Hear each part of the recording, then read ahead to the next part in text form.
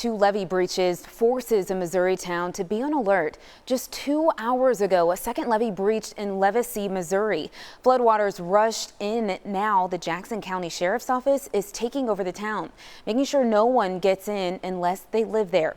41 Action News reporter Nick Starling joins us live. And Nick, how bad is it there?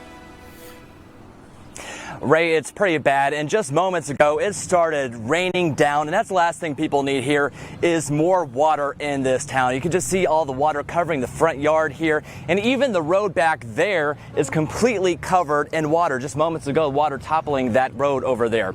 And you can pan over here, you can see there's a makeshift levee here with sandbags, and this is the main road to get into Levasy, and water is just trickling into town. And many here say, unfortunately, the worst is yet to come. We had one hope, and that was to sell a place, get to Arizona, my whole family, our 2 kids and my fiance, and just start fresh. It's a fresh start that will have to wait as Jessica Meadows looks on. Her house flooded, the shed where she stored most of her belongings swallowed by the floodwaters too. So all I see there is that hope gone, and just all of the work we've done there, our life, our livelihood. Jessica and her family had to be rescued from her house to safety as the levee broke. According to the Jackson County Sheriff's Office, they're the only water rescue so far. The breach happened around 9 this morning, and until the water recedes, no one is allowed in unless you live here. We want to make sure we get a handle of it, and we don't want any other citizens to become more of an injury or liability to our efforts of trying to make sure that the city doesn't become too flooded at this point. This is supposed to be farmland, but because of that levee breach, all this water is covering that land, flooding some properties. But what's holding this water back from the rest of the town are these train tracks. However, if you come over here, some of this water is already seeping into town. Water is coming in everywhere.